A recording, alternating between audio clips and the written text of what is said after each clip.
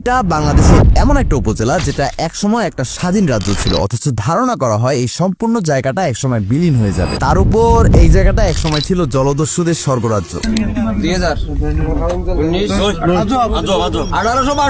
So welcome to the third episode of Methopath. আর আমাদের আজকের গেস্ট সন্দীপ। কলেজ লাইফে সীতাকুণ্ডের আশেপাশের যে বিচগুলো আছে ওইগুলোতে ক্যাম্পিং করার সময় ভাবতাম যে একদিন সন্দ্বীপ যাব, কারণ ওয়েদার ক্লিয়ার থাকলে দূরের সন্দ্বীপকে খালি চোখে দেখা যেত। কিন্তু তখন আমাদের কাছে সন্দ্বীপের চেয়েও বেশি প্রায়োরিটি ছিল পাহাড় আর সমুদ্রের। আমাদের মন এক জায়গায় বেশি দিন টেকে না, তাই এবার রাত 9টায় বিশের ট্রেনে উঠি চট্টগ্রাম যাওয়ার জন্য। বাই দ্য ওয়ে, আপনার পছন্দের জায়গার নাম লিখে যেতে পারেন, কারণ অডিয়েন্সরা যেই জায়গার কথা বলে আমরা ওই জায়গার গল্প বলি। ট্রেনের নাম মহানগর এক্সপ্রেস। টিকিটের দাম 405 টাকা, সাথে 20 টাকা অনলাইন চার্জ। রাতে চট্টগ্রামে যাওয়ার এর চেয়ে অনেক বেটার অপশন আছে, বাট এইটা সিলেক্ট করার কারণ একটু পরে বলবো, আগে জার্নি এনজয় করি।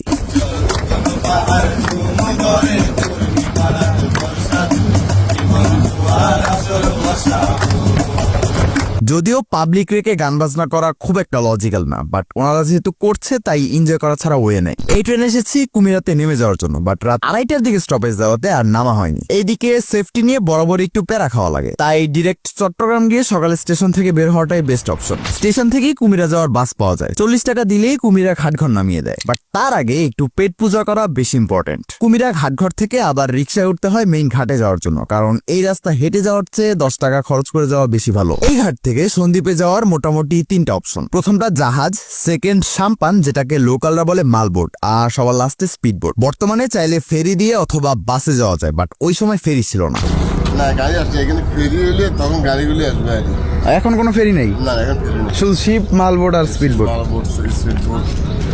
বাকি জাহাজ আর সাম্পান দুইটাই টাইম অনুযায়ী ছাড়ে, তাই আমাদের ভাগ্যে ছিল স্পিডবোট। কিন্তু এটার সিঙ্গেল ট্রিপের ভাড়াই 250 টাকা। ভাড়া বেশি কারণ মাত্র 2টা কোম্পানি বোট চালায়, তাই ওনারা যা ভাড়া সিলেক্ট করবে তাই দিতে হবে। যদিও বোট রাইডটা ভালোই লাগে, ওই টাইমে সমুদ্রের ঢেউ খুব একটা ছিল না, তাই আসতেও সময় লাগেনি। যেটি থেকে রাস্তা বেশ ভালোই দূরে, তাই এইটুকুর জন্য ভ্যান পাওয়া যায়। যদিও ফুটেজ নেওয়ার জন্য আমরা হেঁটে কভার করে ফেলেছি, কিন্তু ঝামেলা শুরু হয় সিএনজি নিতে এসে। তখন সন্দ্বীপ সম্পর্কে কিছুই জানতাম না, আর ভাড়া জানা তো অনেক পরের বিষয়। উপজেলা কমপ্লেক্স যাওয়ার জন্য ড্রাইভার চাইল 250 টাকা।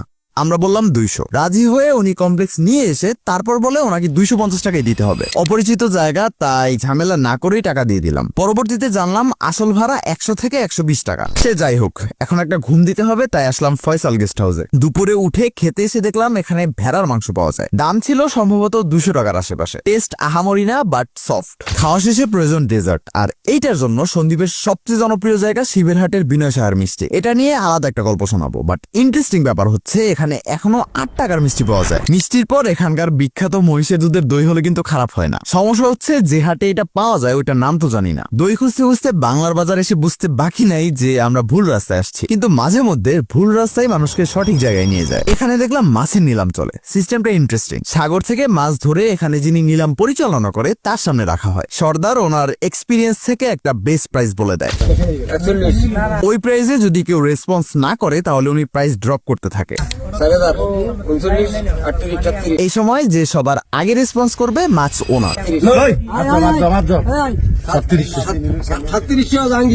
বাট ওনারা রেসপন্সের টাইমে হই বলে নাকি লই বলে এটা বুঝতে পারিনি। আর বেস্ট প্রাইসে যদি কেউ রেসপন্স করে ফেলে তাহলে প্রাইস নাকি বাড়তে থাকে। পাশেই মাছ ধরার জাল বোনা হচ্ছে। ওস্তাদের সাথে কথা বলে জানতে পারলাম ওনার সারাটা জীবন পার হয়ে গেছে এই জাল বুনতে আর রিপেয়ার করতে। আর এখান থেকে ইনফো পেলাম অথেন্টিক দই পাওয়া যায় পণ্ডিতের হাটে। এই হাটে শুধু মহিষের দুধের দই না, মহিষের দুধ, গরুর দুধ, ফ্রেশ মাছ, ইভেন কাঁকড়াও পাওয়া যায়। তবে এখান থেকে আপনি 1 কেজির নিচে দই কিনতে পারবেন না। আরেকটা জিনিস ট্রাই করলাম যেটার নাম জানি না, বাট পুরীর সাথে ভাজি মিক্স করে বিক্রি করে, যদিও টেস্ট ভালো না। এতক্ষণে বুঝতে আর বাকি নেই যে কেন 16th সেঞ্চুরিতে সন্দ্বীপ একটা স্বাধীন রাজ্য ছিল। একেই তো তখন এই জায়গাটা সম্পূর্ণ দেশ থেকে বিচ্ছিন্ন ছিল, তার উপর নিজেরা সার্ভাইভ করার মতো সব রিসোর্সই সন্দ্বীপের কাছে আছে। কিন্তু সন্দ্বীপ বিলীন হয়ে যাওয়ার সম্ভাবনা আছে কেন? এর কারণ লোকেশন, আর এই লোকেশনের কারণে পাইরেটদের সবচেয়ে পছন্দের জায়গা ছিল এই সন্দ্বীপ। আর এই ধারণার পিছনে সবচেয়ে বড় কারণ নদী ভাঙন আর সমুদ্রের পানির উচ্চতা বৃদ্ধি। যদিও এই ব্যাপারে আমরা এক্সপার্ট না, আমরা এক্সপার্ট কাহিনী বলতে। আর সন্দ্বীপ নিয়ে বাকি কাহিনী বলা আছে এই ভিডিওতে, ইচ্ছা হলে দেখে নিন। আল্লাহ হাফেজ।